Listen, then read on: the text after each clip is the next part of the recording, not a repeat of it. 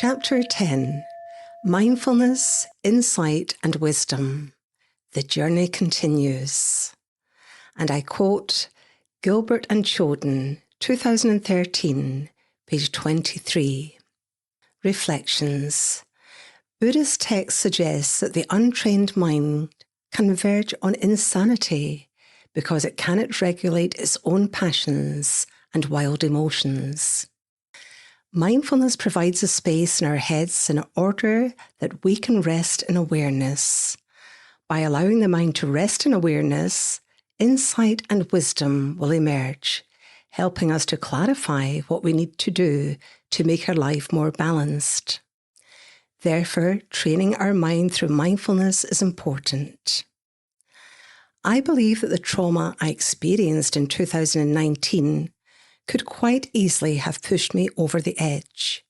On reflection, I think I could quite easily have made the same choices as my Aunt May and opted out of my life.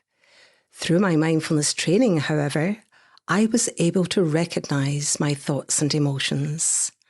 The trauma I was experiencing consisted of strong feelings of hatred, disappointment, repulsion, and rage. Although mindfulness was not the cure for my trauma, it provided me with the clarification that I required, helping me to recognize that I really needed to seek professional help. When we experience great trauma in our lives, our entire being is affected. If I had not decided to seek help from the experts in counselling, my life could have deteriorated beyond redemption. All those lovely times I experienced in my life would all have gone. The lovely people who have made my life so enjoyable and worth living and taught me life's values. My dad, my head teacher, Mr. Scobie, my boss, Mr. Henderson, and my lovely daughter Caroline. Marcel Proust, quote, "Let us be grateful to the people who make us happy. They are the charming gardeners who make our souls blossom." Unfortunately, the actions of a close acquaintance had tipped the seesaw in the wrong direction and brought serious heartache and negativity into my life. The person I thought I knew and could trust had disappeared forever from my life, leaving a huge trail of chaos, disbelief, and confusion. Although that person had not died in a physical sense, it seemed like a bereavement that I had to grieve for. I've worked hard to rebuild my life and enjoy the basic things that really matter, such as kindness, compassion, understanding, gratitude, and appreciation of life itself. The sky, the weather, birds, animals, flowers, and trees. This has brought equilibrium back into my life. If people disappoint you or upset you, turn to nature, and you will not have to look far to find beauty and energy. Simple things like looking at a flower, tree, animal, bird, or the sky can uplift us to where we truly can find that inner feeling of gratitude and peace. Mindfulness for mental health. Keeping our mind healthy is imperative for our own resilience.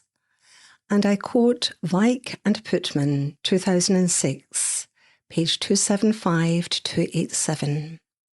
To focus on resilience is to acknowledge that surprises will occur that are not of our own making, that unintended consequences will always occur, that nothing stays the same, and that pleasant experiences are short-lived. Mindfulness allows us the opportunity to step out of our hectic lives and just simply notice what is going on in that old grey matter. Resting in awareness allows moments of insight and wisdom to emerge. We are unable to make wise decisions when our mind is spinning like a washing machine. I think that our education system does not teach us the basic life skills which we all need to live as healthy a life as possible. Yes, I agree. It's great to be taught home economics, how to make an apple crumble, but what happens when you reach the age of 59 and your life looks like a bowl of spaghetti? Things are changing all the time in life. These changes may not seem totally prominent to the naked eye, but isn't it strange how you can mow the lawn one day and 3 days later it needs cut again, or you weed the borders only to realise the weeds that you thought you had dug out have popped up from nowhere.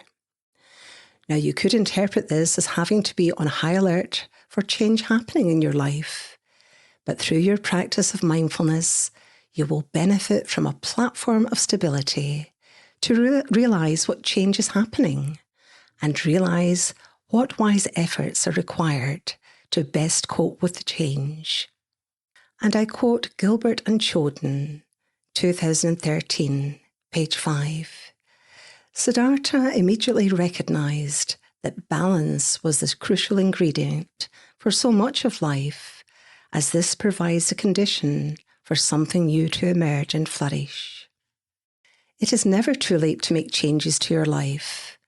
My experience has shown me that mindfulness opened up some wounds from the past, but provided me with the insight and wisdom to know when professional help is required and when I can return to mindfulness, which brings me into the present moment. Through mindfulness, I realise that there is a healthy path we can all follow. There is, in fact, a way through, and it does not mean a way out. There is always help when we need it most, and it may not always be family or friends that we need to turn to. Mindfulness taught me that there is no shame or embarrassment around our mental health, and that through nurturing, patience, and perseverance, we can heal those emotional wounds in the same way we heal a broken bone, and this can take time, expert help, and guidance from the professionals in their field. I only wish my beautiful aunt had discovered mindfulness and realised that there were many people to help and care. Most of all, I want her to know that I understand her suffering, and I will never forget her in my heart and in my prayers. Her life was precious and has inspired me to write this book in order that through her suffering and mine, we can save other precious lives. We are never alone. Mindfulness provides the opportunity to pause, take stock, and find the healthiest route forward, beginning with the present moment. Mindfulness makes us realise that life is not going to run smoothly all of the time. And I quote Kabat-Zinn, 2013, page 507. There will always be some aspect of the full catastrophe to be faced somewhere, sometime. It is how you face it that matters. No matter how well you plan your life, there will always have to be diversions made due to changes in circumstances. And I quote Robert Burns, 1785, "The best laid schemes o' mice and men gan aft a gley."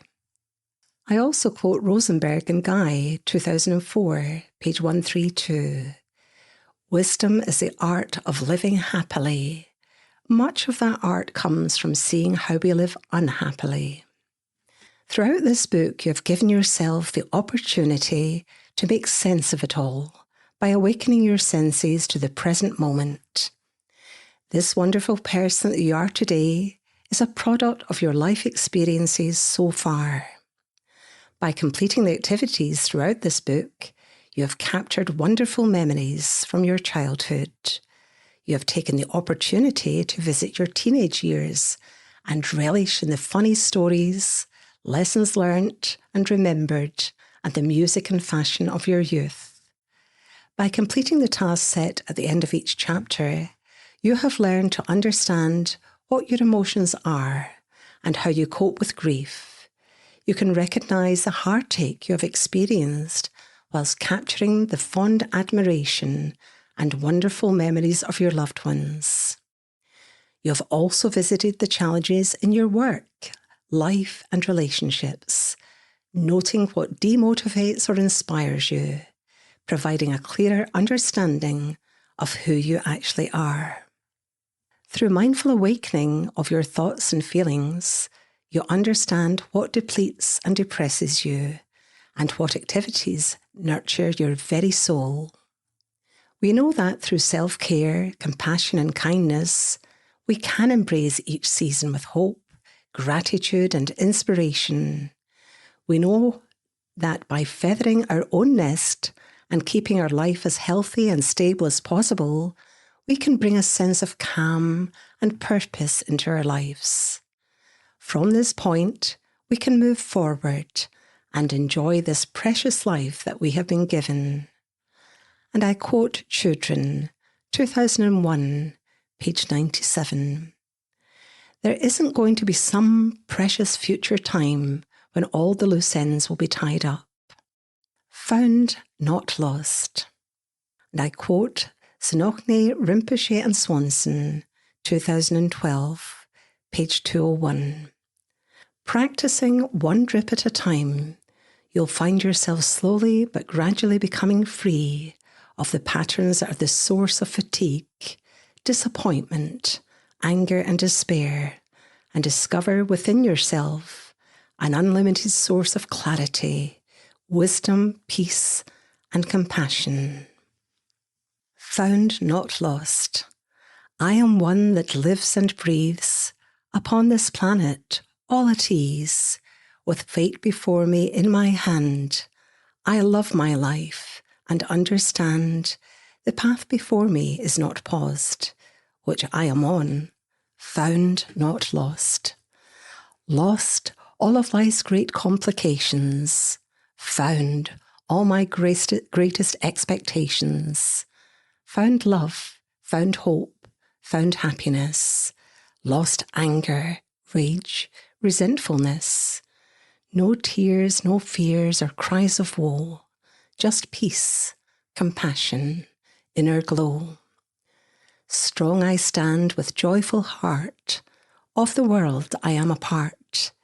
This precious life that I've been given, each mindful moment I am living.